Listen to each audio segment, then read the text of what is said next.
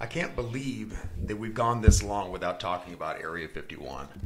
I know, huh? You know, I mean, my God, it's an icon in ufology, and we just have never talked about it. We had talked about actually going up to Area 51 to the little alien up there, but that never happened, and I think we just forgot. How can we forget Area 51, right? Right, you know. But anyway, that's what we're going to be talking about today. We're going to be talking about Area 51 and another place that's kind of known as Area 52 up in Utah. But I think where we should start is, you know, if unless you've been living under a rock, you probably already know about Area 51. But if you don't, what it is back in 1955, the Air Force created this area here about 50, 60 miles north of Las Vegas, maybe? Yeah. It's out by Groom Lake, and it's the reason it's called Area 51 is because it's a map designation, you know, and but in order to get workers to agree to go out there to work, they gave it a different name. They called it Paradise Ranch, I guess. Yeah, kind of strange idea for a name for a UFO place. Yeah, but the thing is that what it was used for is because they wanted, you know, back in the 50s, they were in the middle of the Cold War. And so they wanted a place where a large deserted area where they could develop new types of planes. Yeah, 40,000 acres. Yeah, it's huge. Big. Yeah. So what they did is I guess they developed the stealth bomber there, and so a lot of people started seeing lights in the sky going up and down, and you know, and the Air Force knew what it was. They knew that it was. Got a problem? Yeah, my notes just went crazy. Oh, no. Go ahead. Anyway, so you know, the Air Force officials knew what these things were, but they couldn't tell anybody. You know what I mean? So here, let me show you something. You're gonna have to edit this one. You control and then. Well, usually that works. Apparently not. Hope you can see. But anyway, so they knew what they were, but they couldn't say anything to anybody. So they gave these sort of plausible explanations, you know, and they called it natural phenomena or you know, weather balloons, you know, high altitude weather moderation, you know. But then in and they always denied the existence of the place. Yet, you know, it's framed off by this chain link fence. And right, and you get fined for $1,000 and jail time, and it even says that they are allowed to use deadly force to stop you. And so, but they always denied that it was there. And then in 1989, this guy by the name of Bob Lazar, who was a worker there, came out on a local radio station. It was Las Vegas News 8. Yeah, it's Dennis. And he did an interview with somebody there, and he claimed to not only work there, but he also claimed to have seen aliens and to have helped on a backward engineering or reverse engineering on a UFO. Yeah, that I found his story interesting because nobody was talking about it at that time. He's basically, like you said, he brought Area 51 to light. So the Air Force eventually said, yes, we are here, and we are doing secret testing here. But there, you know, but a lot of the people that work there are pissed off at Bob Lazar for saying that for making it into a UFO thing.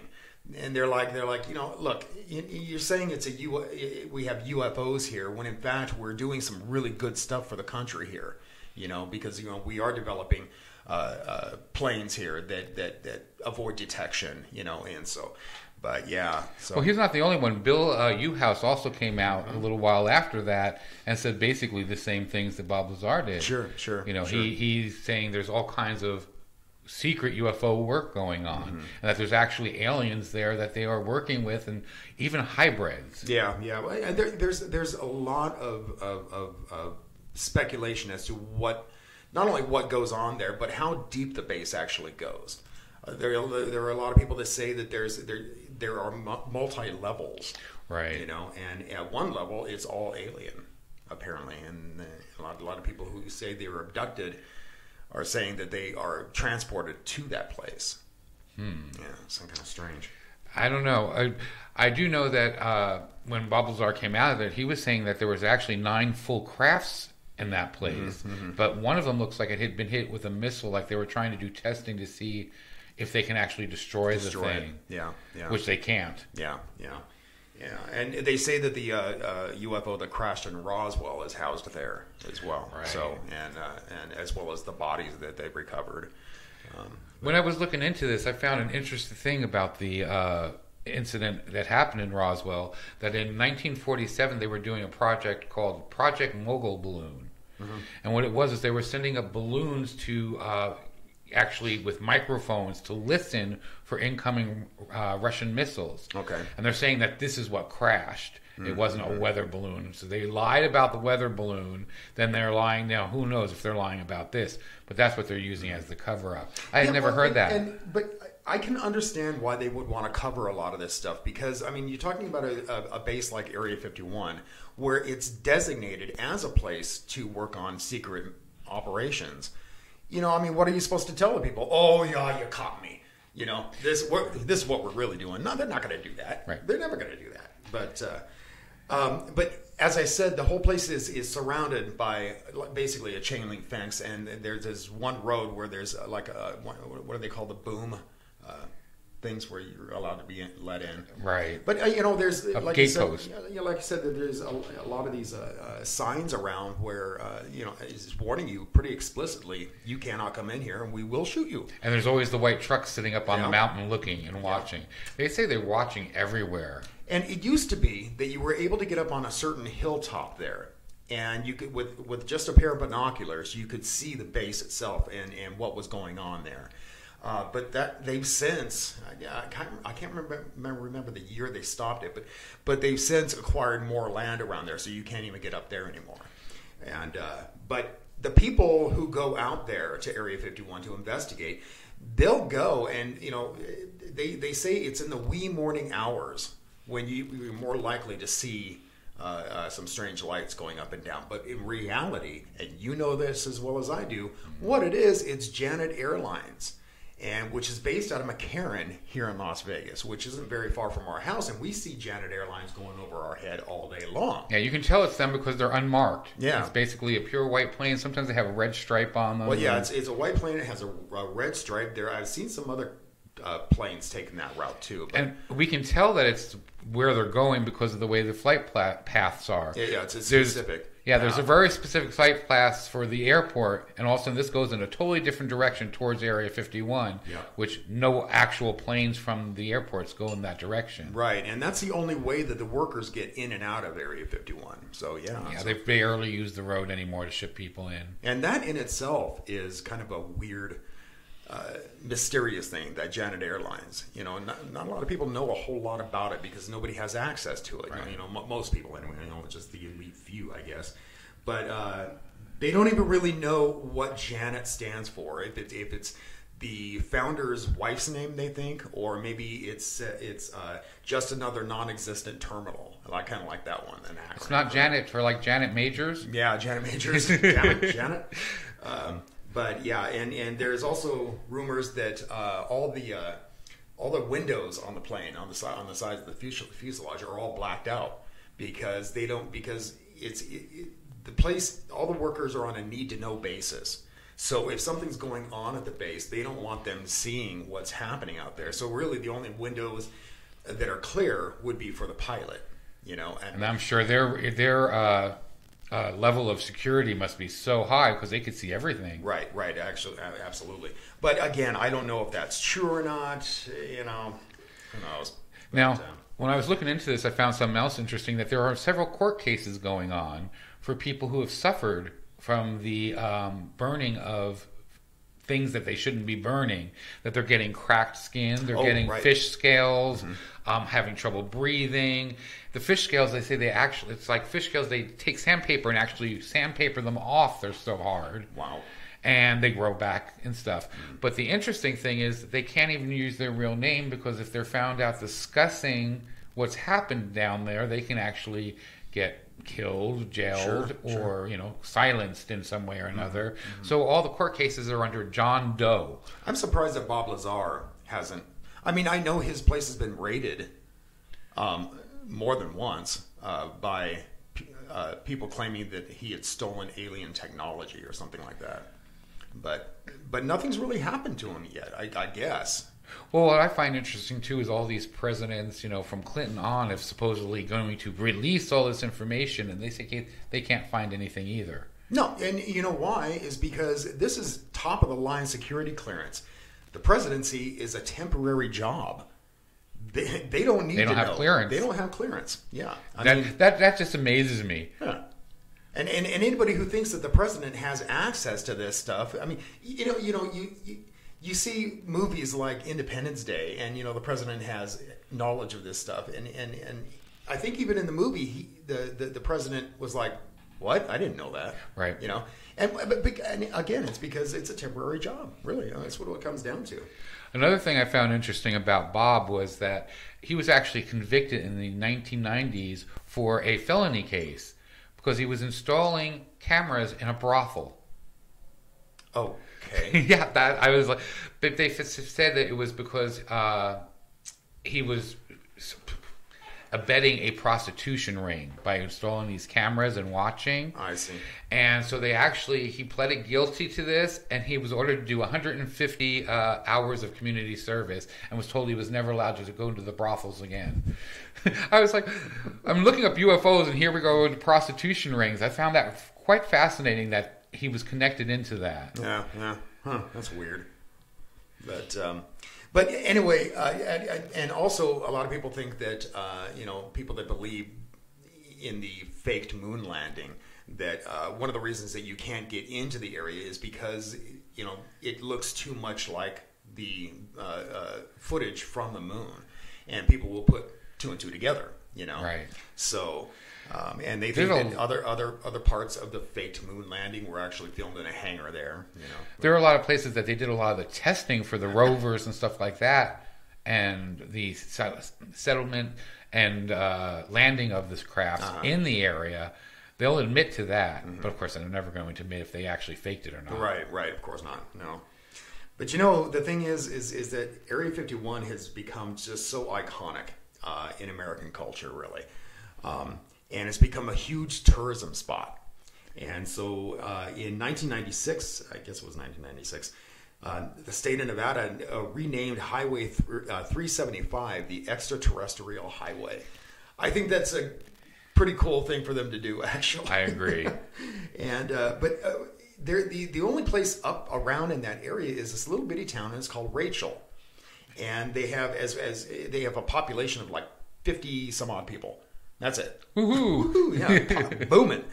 But we were talking about the fact that we were going to go up to the little alien, and what I initially wanted to do was to talk to the owners there, because I'm sure they've got tons of cool stories. Oh, I'm sure. But so there's the little alien, and what it is, it's a diner and slash kind of a motel, and they have like gift shop. Yeah, I think they have like 4 or 5 rooms there to rent out, and they're not cheap. Because there's a lot of demand for it.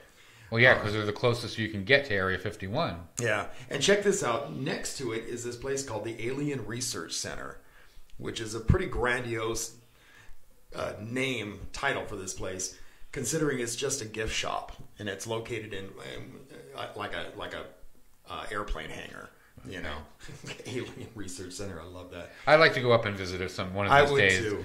We did go to the Flying Saucer Area 52 gift shop. We have a video about that one, and that was actually interesting. Yeah, and the guy there, Kay, he was very cool. But there's another place that's a little west of Area 51, and it's called the Alien Cat House, and it boasts itself as the only alien-themed brothel in the world. So I wonder if Bob Lazar can get into that brothel. Maybe. just do research, right? But again, going back to the point that you cannot get on the base. Do not trespass, as Ralph had said. If you go up there, don't venture into the thing because you are being watched at all times. There's some people that say that even the roads are censored there. Right. But I want to give a shout out to Nina Khoury, who is a local here, who told me an interesting story about her friend who came out here to visit her from Europe.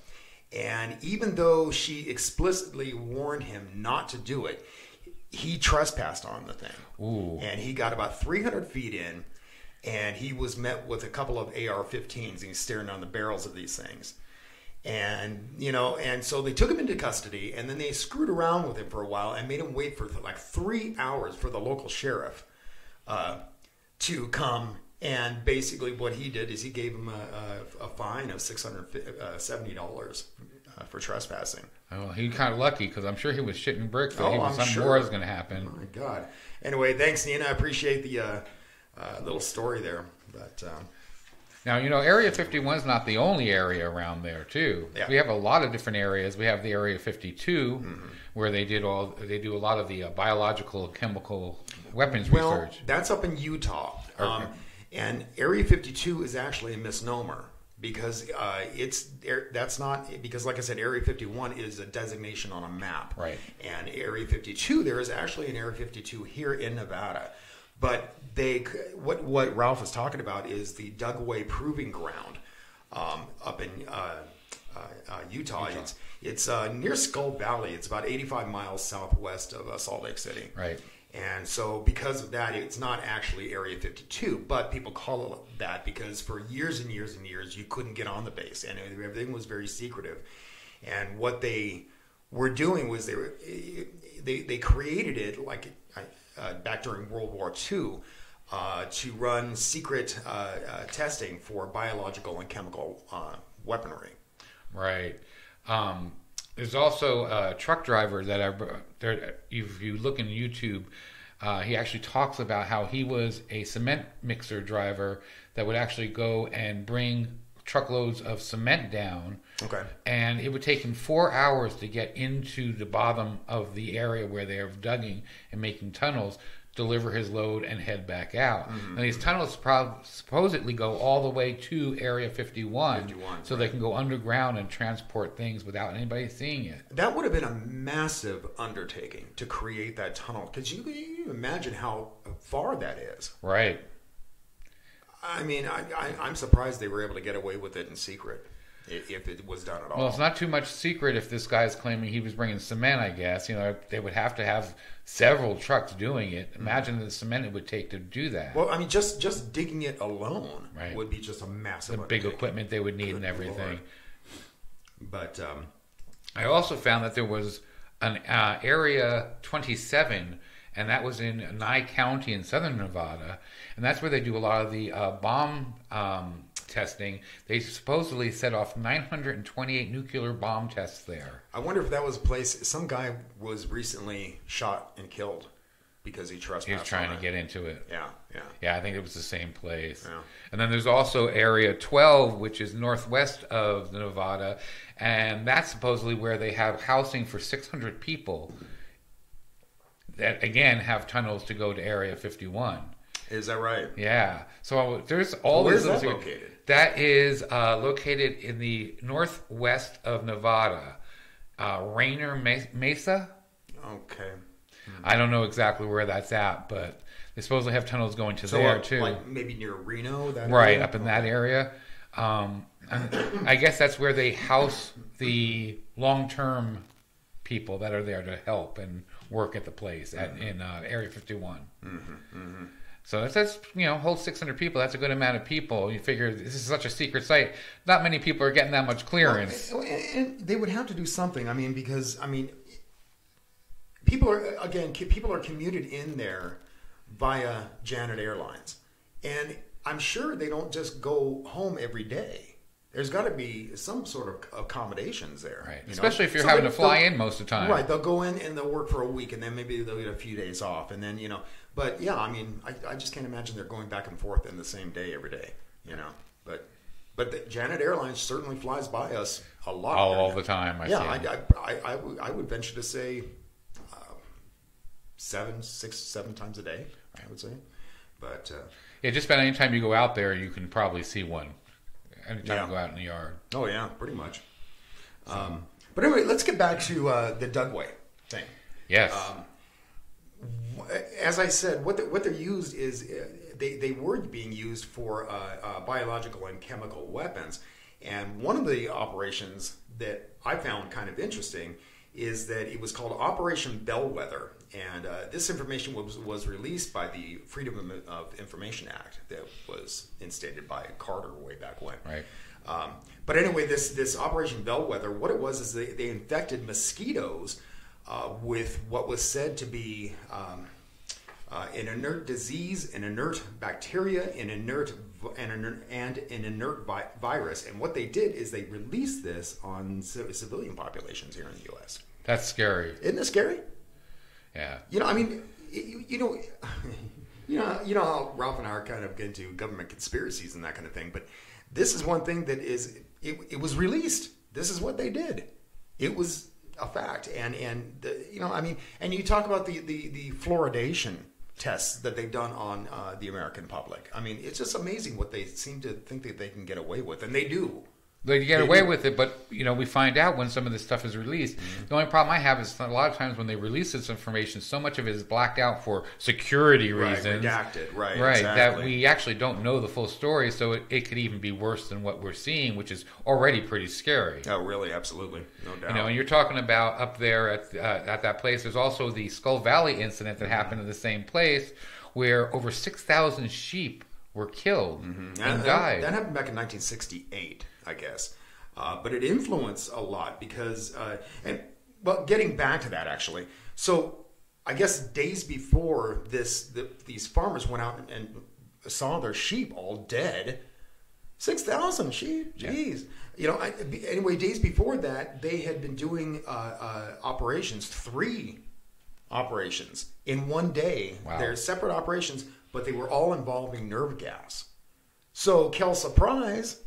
You know, next thing you know, all these sheep are dead. I'm surprised it didn't affect the human population. 6,249 sheep dead. Crazy. From the VX nerve agent that they accidentally, again, in quotes, released.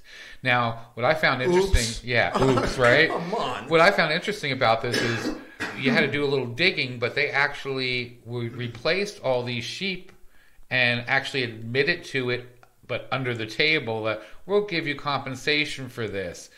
And they did it over a period of time. Right. Yeah, that's what I heard. But it eventually gained notoriety, worldwide notoriety. And apparently it contributed to Nixon, President Nixon's decision to ban open-air chemical weapons testing.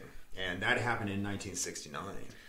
Some people say that they was actually accidentally released to prevent people from going there, to kind of make people shy away from it. You know, all these animals died. You know, you shouldn't come near this area.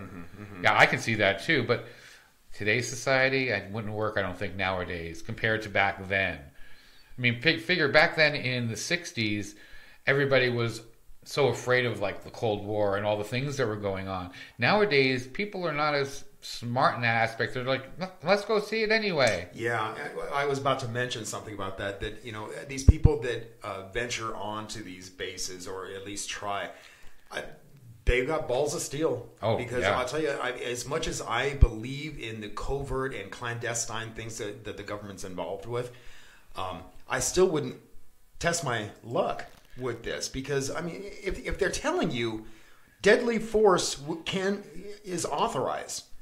If they're telling you don't come here because there are chemical weapons being tested, okay, I'm not going near it. No. I agree with you. I wouldn't go anywhere near. I wouldn't mind going up to the area you're allowed in, but again, you go up to the area you're not allowed in. What are you gonna see? Nothing. Right, you're not going to see anything. You're gonna anyway. see dirt roads and the truck. Well, even like I said, there was that hill at Area 51 where you used to be able to get up there and with binoculars see.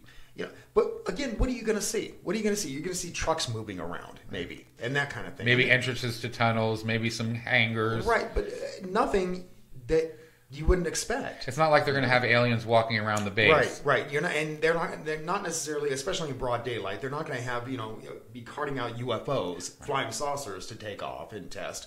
They're just not going to do it. So anyway.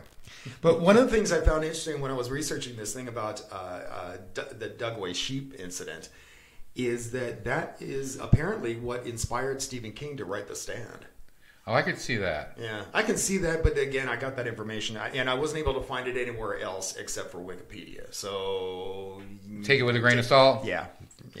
So, but I mean, that's basically what The Stand is about a virus killing off everybody. Right. And then the trek to what was it called? Captain Trips. Yes. Yeah. Good memory. Yeah, that's right. Great book. If you haven't read it, great book. Oh my God, yeah. I heard that they're remaking it here pretty soon. Yeah, they are, but it's going to be one of those you have to pay for type programs. I hate that. Just yeah. Anyway, I didn't like the first series, the one with Gary Sinise. I like Gary Sinise. I didn't like that series at all. To me, it didn't portray the book. Yeah, and that is properly. Absolutely my favorite book by him. Is it? I think, and I think is a close second. But yeah, I love that book. But anyway, back to this. What else you got, man? I really don't have much more. I mean, there's the talks about Hangar 18. That's in Dayton, Ohio, and again, people coming out 38 years after working. There was I can't remember his name, but an employer came out and he talked about again seeing UFOs and seeing aliens. Well, that's at Wright-Patterson, right? Right, exactly. Well, that's where the crashed UFO from Roswell was initially taken, apparently. Right. Yeah, and then it was carted up to 51. And I just found it interesting that there's all these ex-Air Force Base, ex-51 workers, all these people that worked in these areas are coming forward right on their deathbeds and saying, yeah, there is something there. And see, that's the thing that compels me to believe this stuff is because these people are coming out after being silent for years. And like I said, they're on their deathbed. So they're not going to profit from it. Right. And what are they going to do to them at that point? They're lying there dying of emphysema or something like that. Right. And he was really on his deathbed. He was like given, time, like no time to live. Right. And they just want to get it off their chest before they go. I don't blame them. If I had a secret like that, I couldn't keep it. Why would you hoax something like that on your deathbed? That's why nobody's making money off of it. That's the only thing I can see people faking something like this for is because they're going to somehow profit off of it. Even Bob really hasn't profited off of it. No, not really. He just put out a new movie. But that's about the only thing he's ever profited off of it. And from what I understand, he really isn't profiting much off of it. Yeah. So, yeah. Well, yeah. So isn't it like a YouTube video or that type of thing? Is it? I know it's on like YouTube and Hula. And I thought it was a Hulu thing where you had to pay for it on right. Hulu. Maybe that's. But you can get it off of several different channels, actually. Can you? Yeah, and they're not charging a lot. No, it's like what is it, $4 or $5? Yeah, something like that. We haven't seen it yet, but one of these days we'll download it. Yeah, man. But I just found it an interesting subject. Again, this is one of those subjects there's so much information on, but not really any information on. Right. And I think that has a lot to do with the clandestine stuff surrounding it. They don't want you to know anything about it. Exactly. So the big they. We know who they are, but what's worse is they know who you are. Yeah, that's more likely the case, actually. But anyway, what do you say we get out of here, man? Sounds good. All right. Well, folks, thanks a lot for watching. And just want to say a big shout out to our subscribers out there, our devoted fans, I guess you should call them. I don't know if we have fans, but we do have a lot of subscribers, and we're getting more and more. Don't forget to subscribe if you like the videos. Subscribe, and click the little like button. That's kind of cool. But just want to give a shout out to you guys who are coming back to us time after time after time and watching our videos, and we don't make any money from this. We just do it as a fun hobby, really. But we have a lot of fun doing it, And Ralph was mentioning just the other day that we have learned so much by doing Black Lotus. Yeah, and there's still so much out there. It's amazing, I don't realize it because, we've been doing these shows, even though this particular channel has only been up for about 6 months. We'd had the channel Pop Views before that for like a year and a half or 2 years.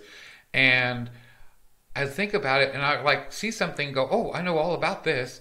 And it's amazing how much information we have learned. And, I'm feeling like I'm really starting to get knowledge in all these weird little fields of this. So it's very interesting. Very interesting, But anyway, so again, let's get out of here. Until next time, folks, keep thinking and question everything.